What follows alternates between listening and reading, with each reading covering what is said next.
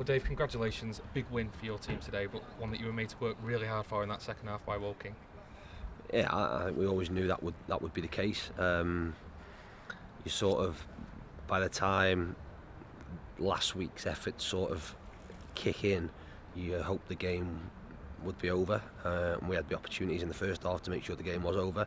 It wasn't, and still at 2-0, I suppose similar to what we said on Wednesday, the next goal becomes important in terms of momentum. We saw out a spell in the first 15 minutes. I think you're just getting over it and then concede a really poor goal, which gives them sort of fresh impetus just as we're sort of, I suppose, feeling Wednesday night's game a little bit. But massive to get the 3 points and back up the win on Wednesday. Shows where we're at, shows where we need to be. We need to be miles better when we're under the pump like that technically, in terms of us being able to pass the ball and us backing our ability to be able to pass the ball, to have more control. We had no control in that second half, and on another day we'd have been going away having not taken all 3 points, which probably in the first half we should have really sealed. I mean, there was always that concern that Wednesday might catch up with you at some point, but in terms of your first half performance, I mean, it was a blistering start from your team, pressing high, pinning Woking back. Was that part of the plan, that fast start? I think you've always been in an opposite dressing room, where if I was in their dressing room I would be saying these have had 120 minutes against a League One team, the emotion of Wednesday, a long trip down here, we've got to jump all over them, and we wanted to fight fire with fire and make sure we jump that way. We get obviously the great perfect start in terms of the goal, probably then should score maybe a minute later, get the second goal. The Sauce's chance on half time really is a key one, where if the game's 3, the game's done, or you can manage it a lot more educated in terms of how you go about things. We've been able to potentially protect players. That wasn't the case. We made substitutes to try and get a foothold in the game. That didn't work, and we ended up hanging on, and we had to throw our bodies on the line at the end there and keep the ball out of our net, which is something that the players do really, really well, and really, really happily we take 3 points away. There's been plenty of talk this week about Scott Quigley after his performance against Bolton in midweek, but it was Paddy Madden that stole the show today in that first half. 2 clinical finishes from him. Yeah, 2 really good goals.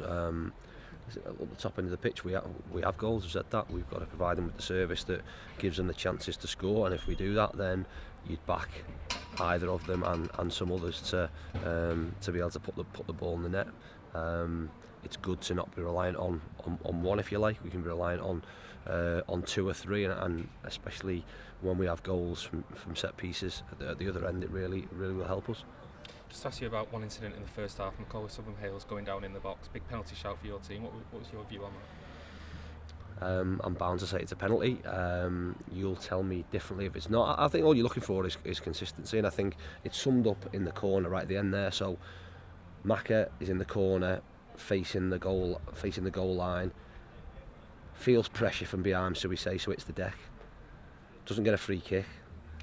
Players then switched within a second, and their lads facing the corner flag. It's the deck, gets a free kick, and Maka gets booked for diving. All you want is consistency.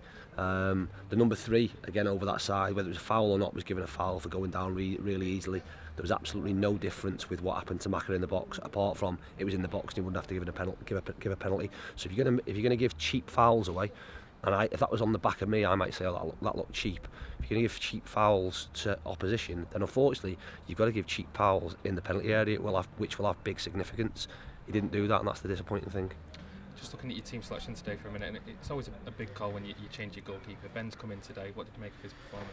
No, Ben was always going to come in at some point. So what I am going to try and do is give everybody an opportunity. So Rossi's played the last 3 games. I spoke to him, like I said, before the game this morning at the hotel, and had said that Ben would play in the next few, whether that's 2 or 3, and he'll have his opportunity to stake a place for the number 1 shirt. So that would have happened.